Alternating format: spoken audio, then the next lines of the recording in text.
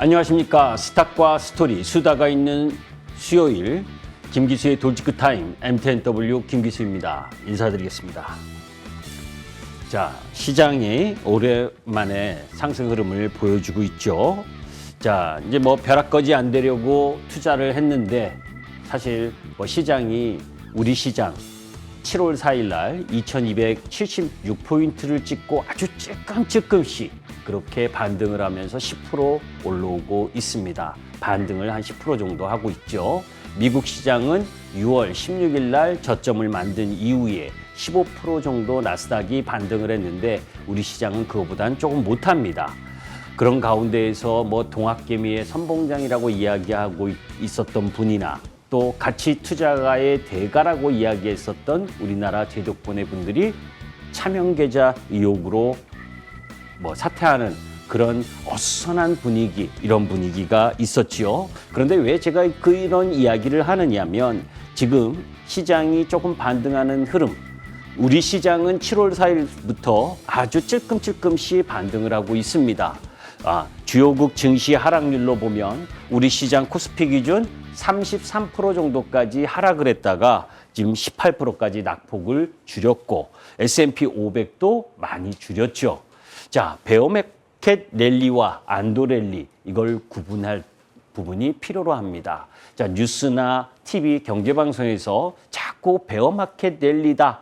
그러니까 이번 반등에 계속해서 주식의 비중을 축소해야 된다. 이런 것들 때문인지 아니면 금리가 올라가서 대체 투자안을 찾는 부분이 더 커서인지 고객의 탁금은 계속해서 내려오고 있는 상황입니다.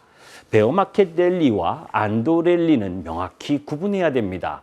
아까 제가 왜 올해 시장 지수의 저점을 이야기를 했냐면 여러분들이 베어마켓 랠리라고 생각을 한다면 약세장에서의 일시적 반등이기 때문에 베어마켓 랠리의 관점으로 본다면 7월 4일 날 형성되었었던 2276포인트 지수를 다시 붕괴하는 흐름이 이후에 나타날 가능성이 있다라고 생각하신다면 반등 시 매도 관점이 맞는 겁니다. 그런데 안도 랠리의 관점으로 시장을 바라보신다면 저점을 정말 지루하게 다지면서 올라오면서 지수의 박스권을 조금씩 우상향하고 있다. 제가 두더지 게임도 많이 보여드렸죠. 이쪽 섹터, 저쪽 섹터에서 순환하면서 저점을 높이는 과정이기 때문에 연속성이 없고 그러다 보면 지치게 돼서 주식을 매도하는 현상이 전개가 되는데 이 베어마켓 랠리와 안도 랠리를 어떤 관점으로 바라보느냐에 따라서 여러분들이 주식 포지션을 갖고 가는 전략적 흐름을 갖고 가야 된다라고 보여집니다. 자, 잠시 후에 김기수 돌직구 타임을 본격적으로 시작하도록 하겠습니다.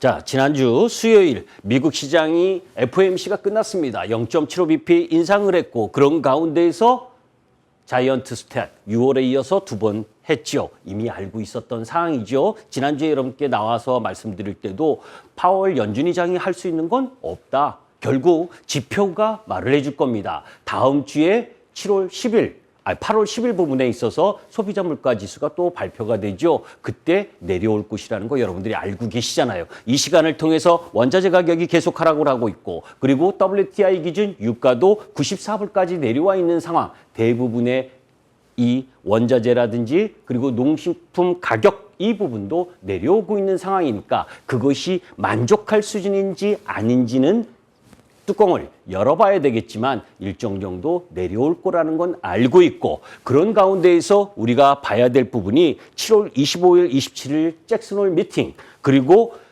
FOMC가 8월에는 없습니다. 그런 가운데에서 9월 21일 부분이 돼야 FOMC가 또 열리는 거죠. 그때 0.75bp를 인상할 거냐, 0.5bp를 인상할 거냐 미리 고민하지 마시라는 겁니다. 이 이야기는 무슨 이야기냐면 다음 주 8월 10일 날 나오는 미국 소비자 물가 지수가 지난달 9.1%보다 하향된 흐름 부분이 나오게 된다면 FOMC 공백된 상태, 공백존이죠. 9월 20일까지는. 그때까지는 부분에 있어서 시장은 서서히 찔끔찔끔이지만 반등의 흐름을 갖고 갈 가능성이 높다. 그렇다면 베어마켓 랠리가 아니라 안도 랠리 관점에서 시장을 바라보셔야 된다는 거고, 그런 가운데에서 미국 2분기 GDP 이미 이 자리를 통해서 미국 시장에서 1.6%까지 마이너스가 나올 가능성도 있다라고 이야기를 했는데 0.9% 나왔습니다. 예상보다 오히려 잘 나온 거죠. 그러니까 미국 시장이 지난주 목금, 수목금 부분에 강한 흐름을 보여줬던 거죠. 자, 그런데 여기서 하나 이 부분이 힌트입니다. 전 세계 이 제조업 지표가 안 좋은 흐름을 보여주고 있죠. 그래도 미국은 아직 견조한 소비 때문에 확장 국면이라고 하는 52.8을 기록을 했지만 중국이 49로 그죠? 50을 하회하고 또 유럽 역시 50을 하회했다. 그렇다면 여러분들 뭡니까? 이 긴축으로 인해서 미국은 괜찮은데 유럽과 중국은 경기에 대한 부담을 느끼고 있겠구나. 그렇다면 여러분들이 신규 매수하는 관점으로 바라봤을 땐 경기 민감주 쪽은 매수를 고려하는 부분은 더 타이밍을 늦춰야 되겠죠. 이런 제조업 지표의 흐름 부분을 여러분들이 볼 필요가 있다라는 부분입니다. 자, 그런 가운데에서 어제부터 계속해서 펠로시 미국 하원 의장의 대만 방문 때문에 난리 부르스를 보였죠. 어제 우리 중국 시장이 장중에 마이너스 3%까지 근처 하락을 했고 아시아 대부분의 증시가 하락을 보였습니다. 이미 지난주에 말씀드렸었던 미국과 바이든과 시진핑의 전화 정상 통화 이 회담이 있었는데 아무런 결과물이 없었어요.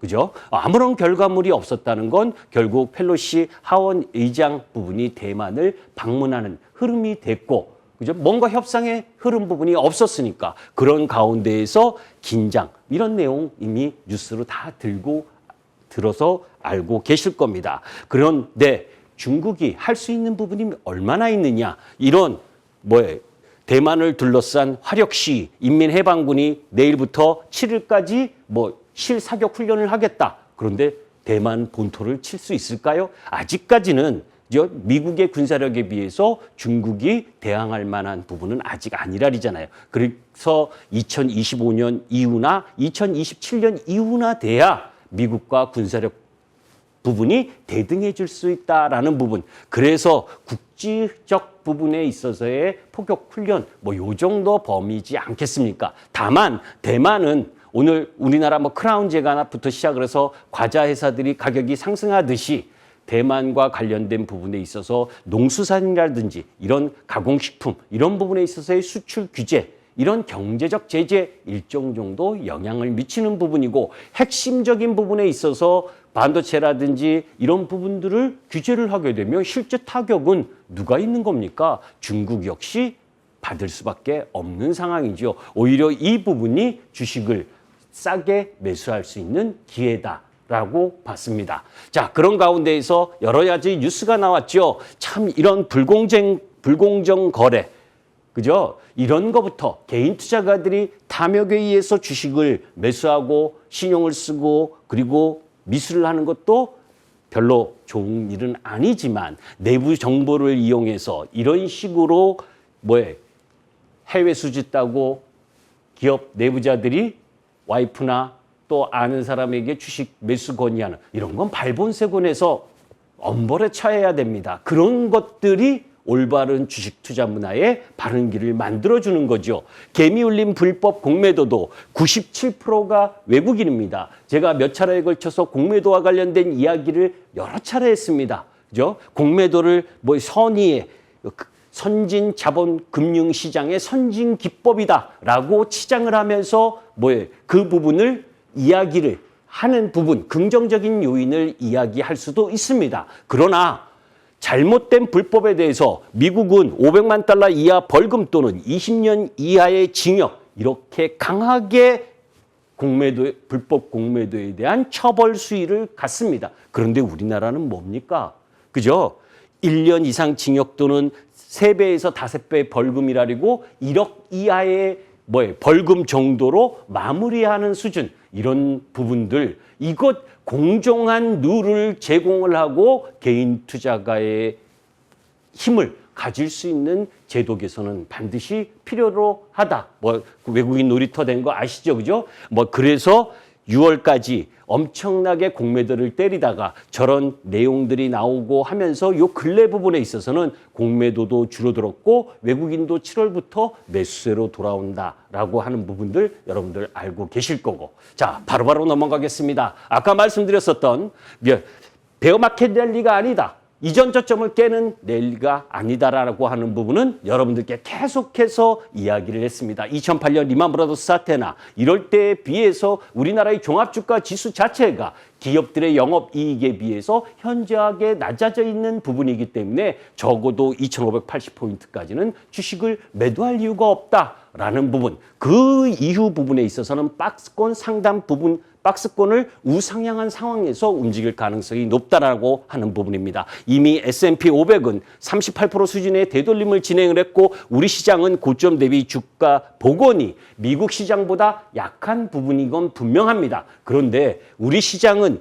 이렇게 미국 시장보다 약한 되돌림인 이유가 있죠. 미국은 소비가 견조하고, 그런데 반면에 우리나라는 수출 국가인 가운데에서 중국과 유럽의 경기 침체, 이 부분에 대한 부담을 안고 있는 거고, 우리나라 코스피 지수 구성 섹터 부분에 있어서 살펴보게 되면 우리나라는 아직도 산업재 소재 비중이 높다. 그 산업재 소재 비중이 높다는 건 뭐예요? 경기 민감 섹터의 비중이 높기 때문에 미국보다 이 회복력이 다소 약한 것뿐이지. 우리나라 잠시 후에 말씀드리겠지만 기업들의 실적 발표, 그죠? 지난주에도 말씀드린 것처럼 지난 부분 우리나라 2분기 성적표를 들여다보니까 8월 2일까지 126개사의 컨센서스 대비 실제 실적을 비교하면 68곳, 약 54%가 예상치를 웃도는 영업이익이 나왔습니다. 오늘도 카카오 게임즈가 분기 최대 실적을 보이면서 세게 올랐잖아요.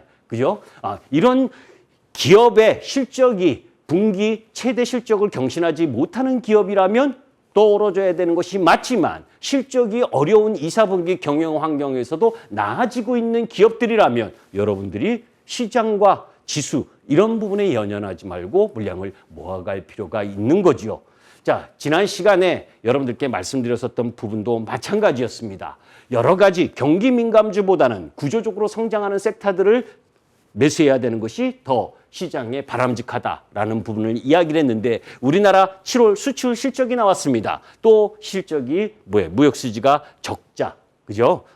적자를 보이면서 지금 4개월 연속 적자를 보이고 있습니다. 이 내용만 보면 안 좋다라고 이야기할 수 있지만 우리나라 수출 부분에 있어서 견조한 흐름, 그리고 에너지 가격 상승 때문에 무역 수지가 내려오고 있다라고 하는 부분, 이런 부분이 에너지 가격이 조금만 안정된다면 큰 염려는 하지 않아도 된답니다. 다만 이 부분을 한번 보도록 하죠. 대중 무역 수지 적자가 3개월째 연속 적자입니다. 그죠? 5월, 6월, 그리고 7월도 5억 불 정도, 5억 7천만 달러 정도 적자를 지속하고 있습니다. 자, 우리도 이제 중국한테 당당하게 맞설 때가 된 거죠. 왜? 그동안 우리가 대중국과 관련돼서는 항상 무역 수지를 보여왔었기 때문에 중국이 뭐라면 꼼짝 못했습니다. 그런데 우리나라는 이제 대중 무역 적자예요. 그죠? 그러면 당당하게 맞설 수도 있어야 된다. 자, 그런 가운데 월별 반도체 증가, 수출 증가율은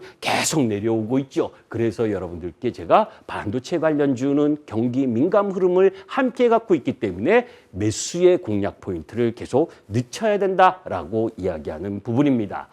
자, 아까 악재 뜨는 기업들과 관련된 부분을 이야기했는데 사실 지난주에, 그죠? 그리고 이 내용은 몇 달 전에 말씀을 드렸었던 부분입니다. 3월 초에 러시아에 보내는 이별 편지, 그래서 태양광과 풍력 부분, 그죠? 그 부분을 자세히 잘 보셔야 되고 방산 관련 내용 부분도 지난주에도 또 말씀드렸죠.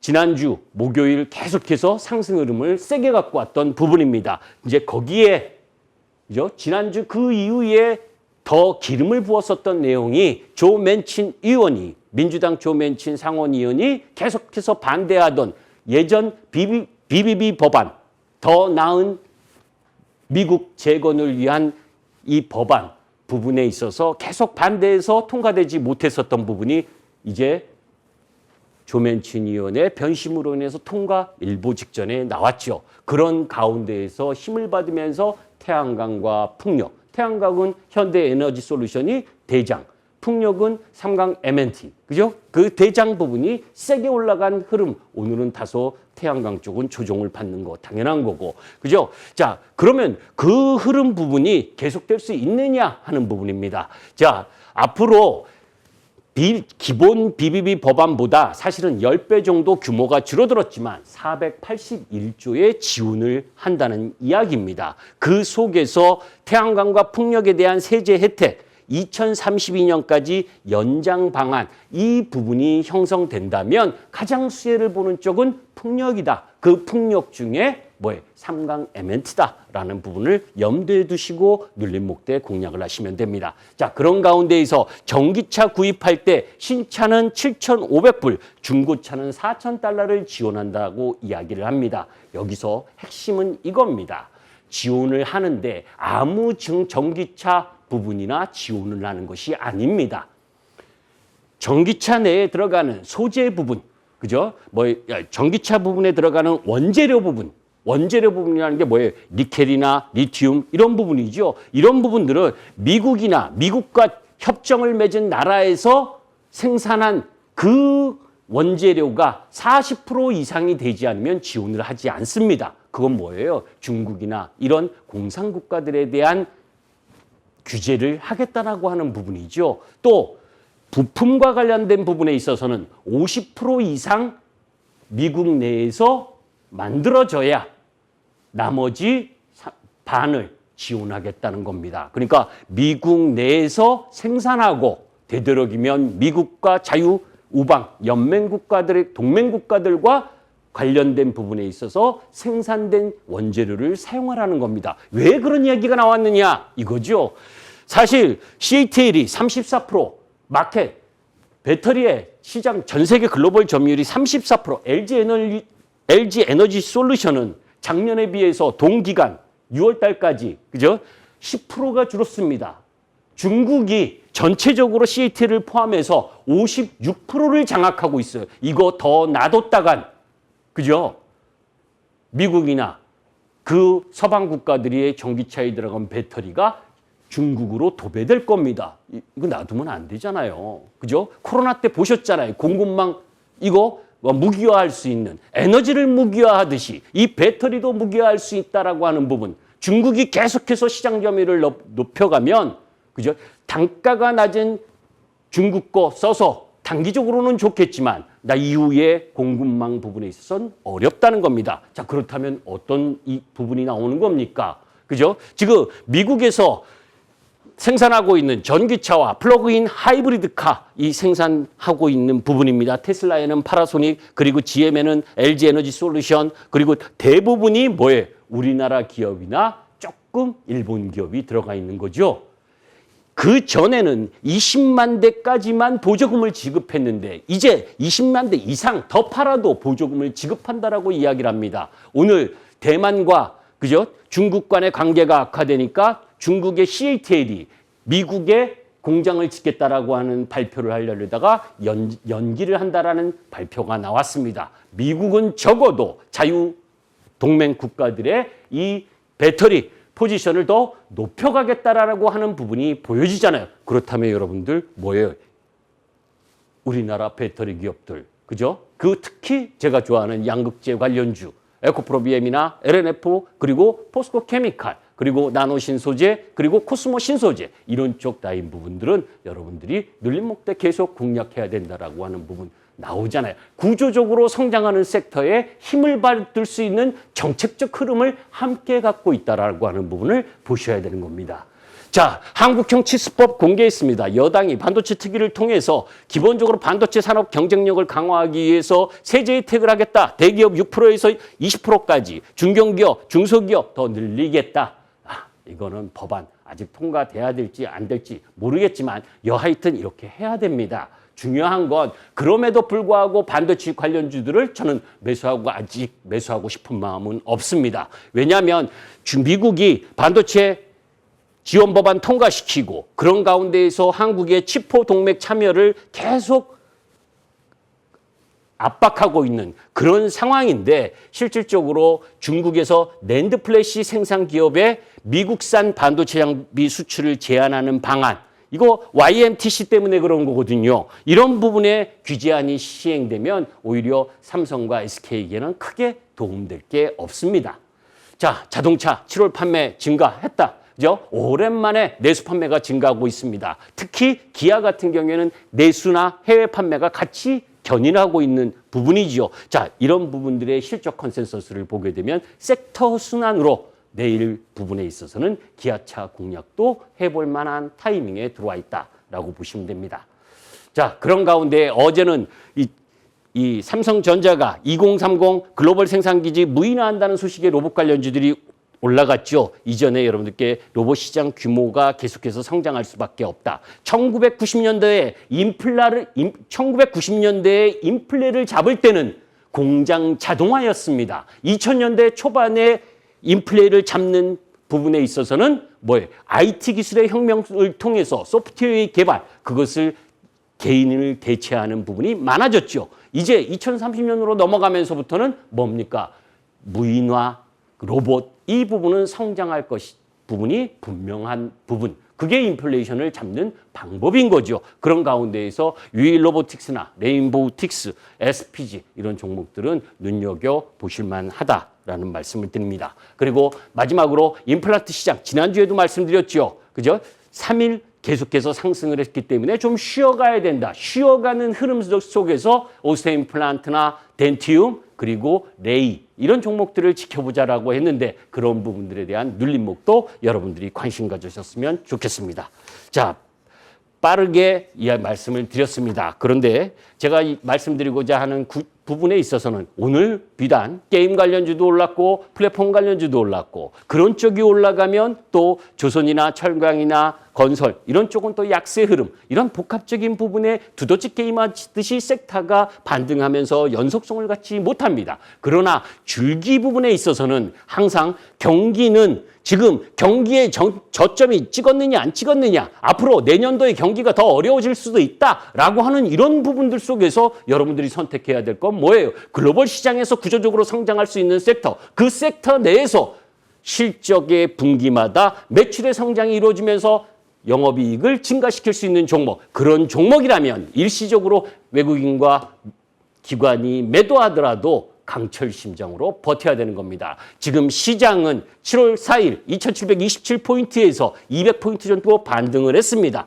베어마켓 랠리가 아니다. 안도 랠리의 지속 가능성을 보면서 시장에 대응하시는 것이 더 나은 방법이다라고 보시면 됩니다. 자, 잠시 후에 6시 10분부터 포털 검색창에 MTN 밴드를 검색하시면 제 얼굴이 나옵니다. 클릭하시면 그죠? 베어마켓과 안도랠리, 그래서 전략에 맞는 투자, 섹터 흐름 부분들을 공부하실 필요가 있다라는 부분으로 간단하게 여러분들과 만나 뵙도록 하겠습니다. 감사합니다. 김기수였습니다.